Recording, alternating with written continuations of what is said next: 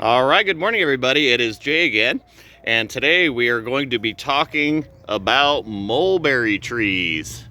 And I actually wasn't going to do a mulberry tree video this year, but with the sheer amount of fruit that I have gotten this year, there is no way that I cannot do a video, okay? Because the production on these this year is insane. So mulberry trees, guys, let's talk about them. All right, guys, let's talk about mulberries, and let's talk about how this is one of the most beneficial trees that you could ever plant for yourself, especially if you're trying to get a food forest started. These are some of your upper canopy trees, and also keep in mind that these are going to give you a lot of shade and humidity and also cool down your yard. If you're wanting to know a cheat code or how you can really kind of cheat the system here and get some really fast growth on some trees, I would definitely choose mulberries. They are absolutely beautiful trees, green. They're only dormant for 1 month out of the year, and man, are they productive. This year is just killing it. I've never seen so many mulberries as this year, and also this late in the year, because normally you're eating a lot of your mulberries in March. So I'm going to go over a couple different varieties. I have several of these planted in the yard. Huge leaves. And they really provide a nice microclimate for the rest of my plants, and to get those established, it's really nice to start with mulberries. Now, what's interesting about these, especially these Shangri-Las, is it doesn't look like there's any fruit on it, especially if you're looking from the outside. It doesn't look like there's any fruit on this tree. But if we kind of dip into the core of the tree, on the inside, which is where you would be collecting a lot of your fruit from, there is so much fruit in here, I don't even know what to do this year. So let's see if we can kind of get in here a little bit. Oh man, this is dense. Dense. Now, if you look on the inside here, you can see where all the berries are. Let me see if I can actually get to the other side here. Okay, so I'm back in my yard, or on my side of the yard here, where most of the fruit is. So let's see if I can get up in here and show you guys how much fruit is up in here. Oi!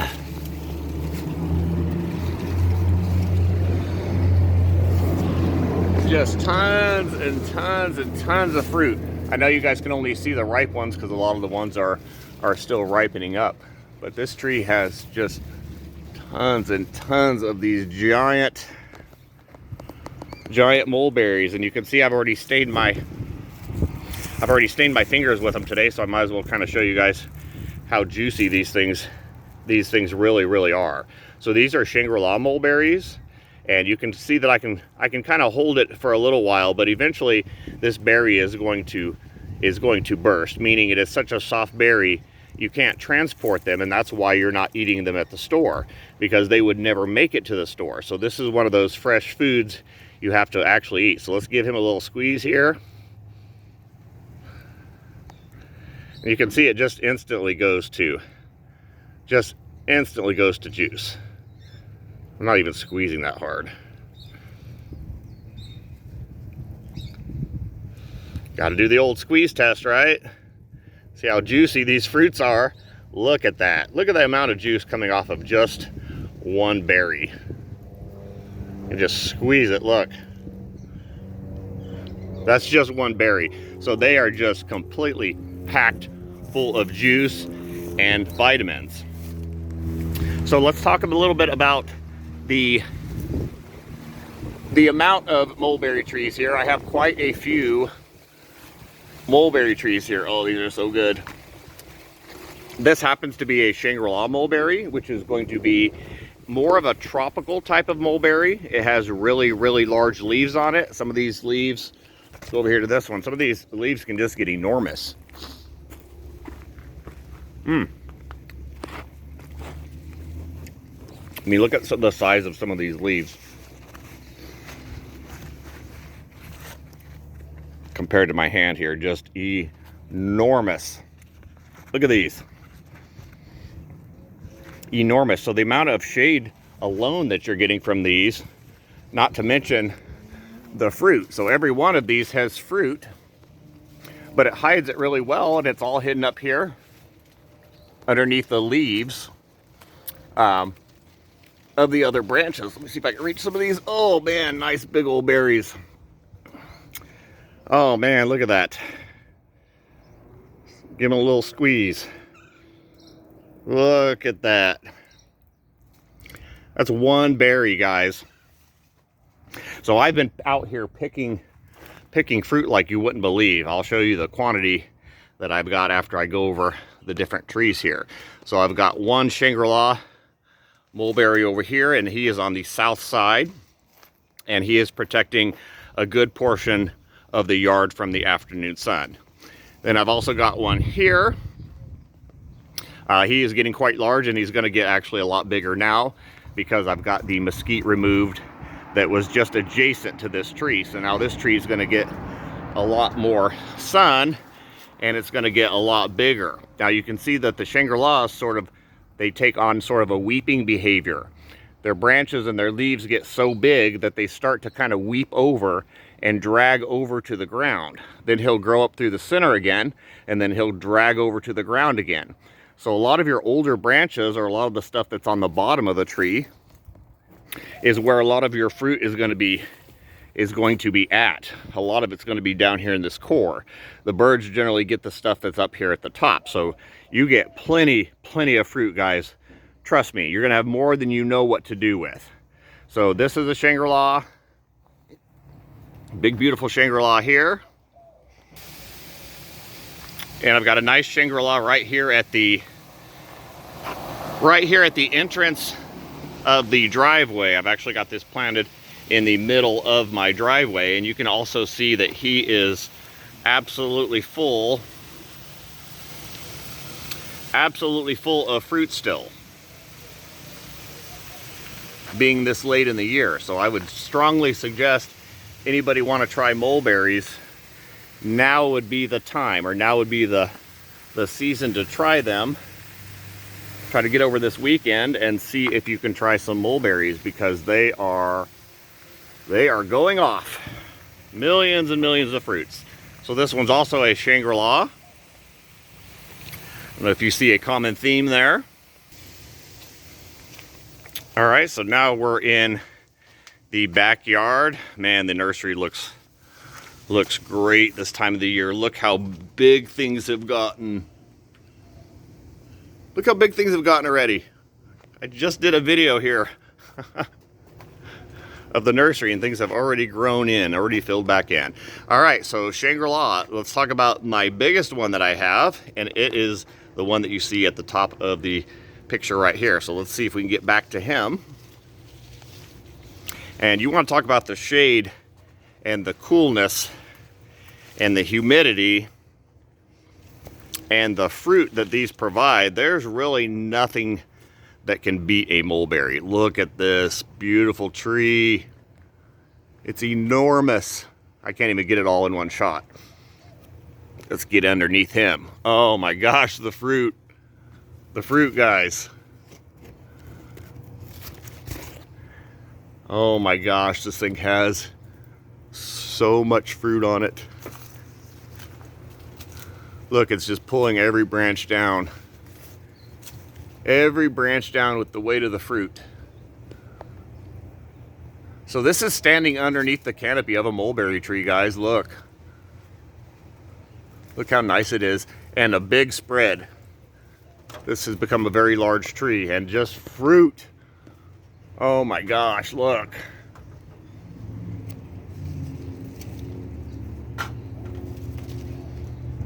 Oh my gosh, these trees are just absolutely loaded. And they're not small. I know they even look like they're a little bit smaller, but they're not. They are good-sized berries. And just thousands. Thousands, thousands, thousands. You would never eat them all. There's just no way. So yeah, standing under a canopy of a mulberry, there's just nothing like it. See if I can back up here.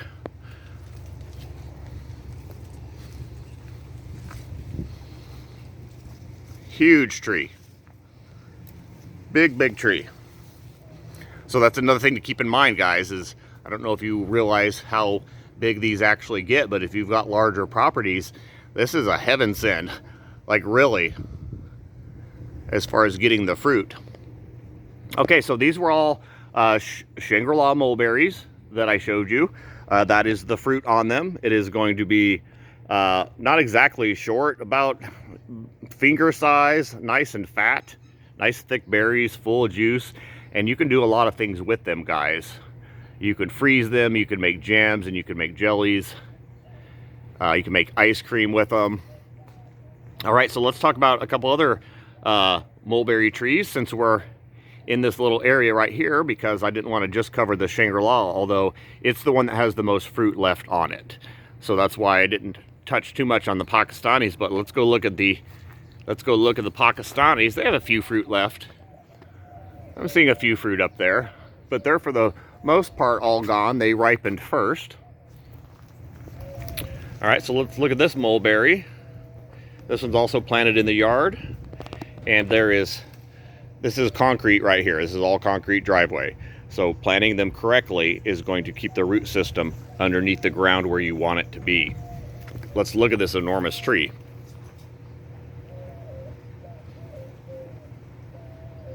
And I can't even get the top of it. There's no way for me to even get the top of the tree, but he's about 40 foot, I would say.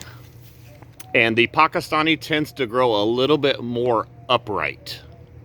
So his branches are a little bit stronger and his leaves are a little bit smaller, and therefore he is able to grow nice and tall. Yeah, I can't even get the whole span of this tree for you guys, but it's enormous.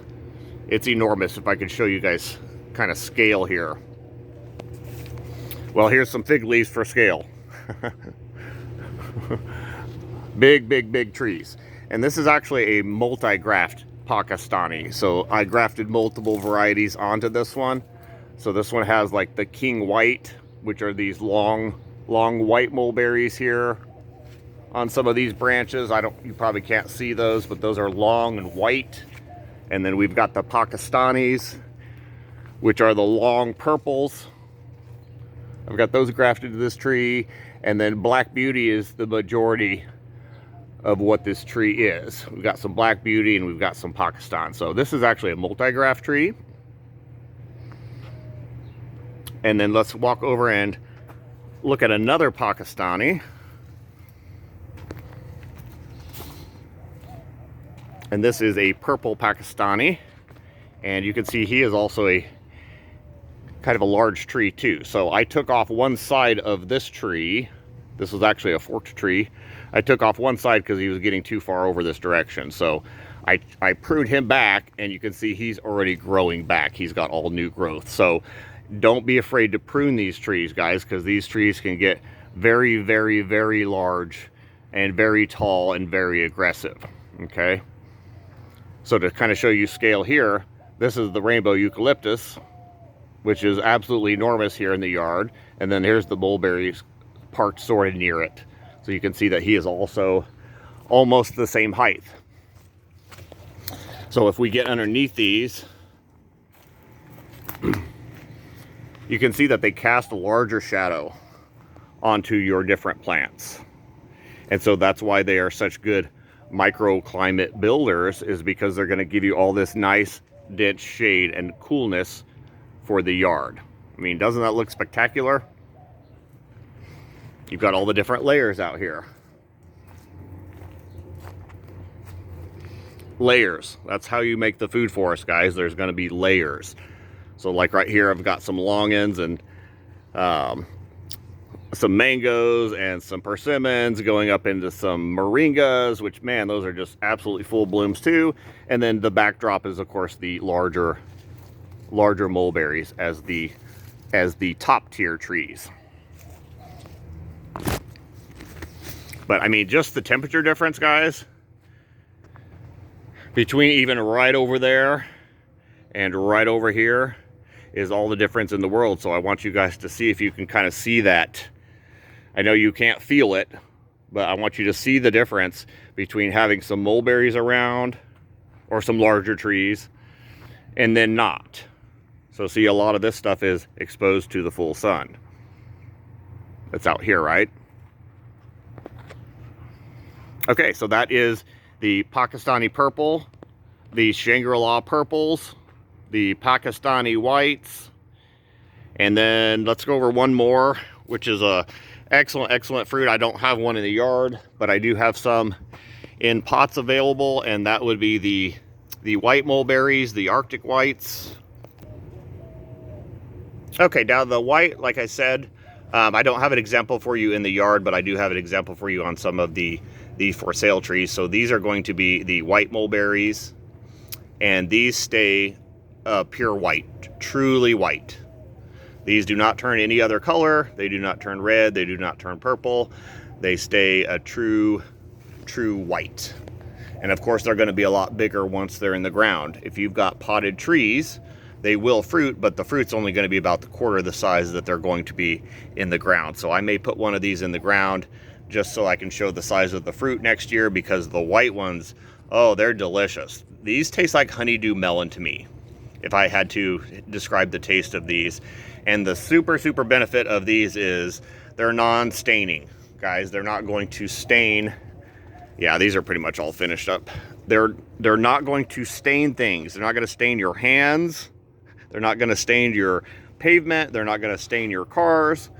So if the excuse is that you don't want anything staining, well, then you can always go with a white mulberry as an alternative. And they are very easy to tell what they are, because they are going to have a much smaller leaf that is generally rippled like a maple leaf. So you can always tell the Arctic white berries by that. So these are going to stay true pure white until you eat them. Even you can see that these are drying up a little bit and they're not turning colors. They're keeping their true pure white. So if you're looking for white mulberries, oh, these look good. These look good. Yeah, so a lot of these need to go to new homes. And you can also see the growth rate of the mulberries even in the nursery compared to the other trees, because the mulberries, here's one right here, are always going to be much taller than the other stuff in the same time period. So as you're looking through the nursery here, the stuff that pops up a little bit taller, these are going to be your mulberries. All these are mulberries. Lots and lots of mulberries. And nice big ones too, so that people can get some shade sometime soon, because while they're fast growing, they're not super fast growing. Okay, so if you're needing shade in a year or two to put in, say, mango trees, then you're gonna want to start with a larger one, because like I said, they're fast, but they're not that fast. You need some shade rapidly, and it takes, 4 to 5 years for them to start to hit these sizes. And then they're going to get a lot bigger than that. But when people start with very little trees, it takes a long, man, look at these fig leaves. Oh, I get so distracted. So you start with a larger plant and you're going to get shade quicker. And a lot of these plants are, well, here's my reach, about 8-foot reach. They're already taller than that. So somebody asked in a video not too long ago, how do these things grow 20 feet a year? Well, easily. I mean, they're already 10 foot. They're already 10 foot. So it's not going to take them much more the rest of the year for them to hit those 20-foot sizes. But you can see, even sitting right next to, like, say, some apricots. These are apricot trees. These grow just as fast as the mulberry trees grow, right? So what I'm saying is, if you're trying to put in shade trees to give you shade first for fruit trees, realize that fruit trees will grow at the same rate, that huge rate, right, that mulberries will grow at. So growing side by side, they're going to grow to the same height and the same width initially real quickly, and then the mulberry is going to dominate the rest of the trees. So they'll be about the same size in 5 years, and then after that 5-year point, the mulberries will start to take over, and they'll kind of dominate the other trees. So you really got to keep on them with their pruning. And you also want to prune them to get good fruit, because if you're not pruning on them all the time, they're going to start to put on a little bit smaller fruits. Okay. Wow, everything looks really great today. Coming into summer. Everything looks so green. So yeah, guys, the benefits of mulberry trees. You've got your shade. You've got your humidity. You've got your rapid growth on these, right? They're sort of a bulletproof tree. They are in the tier 1 group. If you kill mulberries, there's something wrong. There's definitely something wrong, because they are very easy to grow. They require a lot of water. So keep that in mind. You're going to be watering these trees. And they will also grow and fruit in pots. So that's another thing I'm asked all the time is, you know, if I don't have room for a mulberry, well, then you can keep one in a pot, okay? So I've got one, I keep one here as an example for just those people, okay? So here's a 25-gallon pot. Let's go up this mulberry tree.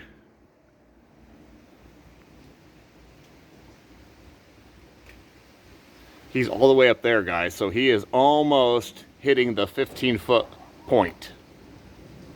And you can see that he is nice and wide also. He comes out here, he comes out here. And he was also full of fruit. He's just got the few last because he's a Pakistani, so there's just a few little fruit left on him. We've already eaten them all.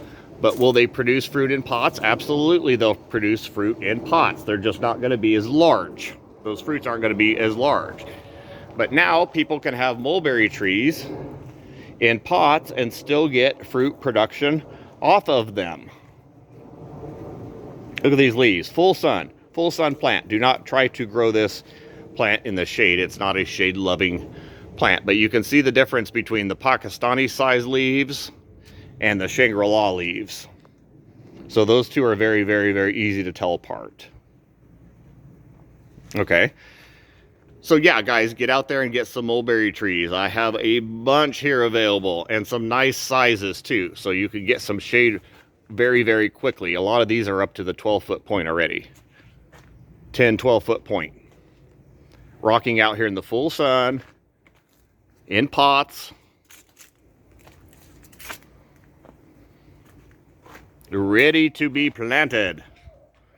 So yeah, guys, I wanted to do a short little, well, turned out to be a long little mulberry video to get you guys going and start your microclimate.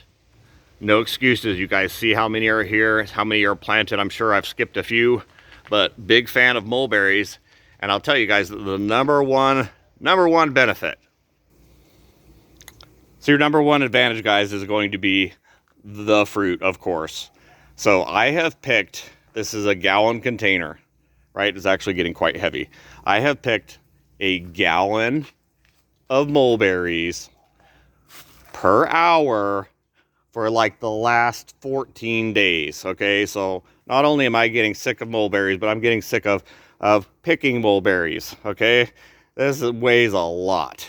And so I process these, and I definitely keep and use a good majority of my fruit. There's some nice big ones in there too. So guys, yes, I would highly encourage you guys, plant some mulberry trees, cool down the yard, and get some amazing fresh fruit. All right, guys, if you like this video on mulberries, or if you'd like to come by this weekend and try some mulberries so that I don't have to hear in a month from now, what do mulberries taste like? Because you just missed the window, I would highly encourage people to get over and try some of these berries and see if this is a tree that you would want to plant, because I can guarantee you, once you try them, they're sold. All right, guys, that is it. Please subscribe and like if you like this video for more content on this type of thing, fruits. But just know that it is May and it is coming on, guys. We're going to start getting the fruit here soon. Peaches. Oh my gosh, peaches. Look how many are just on one branch. Right, guys? And we got a whole tree here to talk about. So we will be getting into these other videos as these fruits start to develop and start to ripen. But today it is mulberries. Mulberries, mulberries, mulberries. All right, guys, thank you for watching.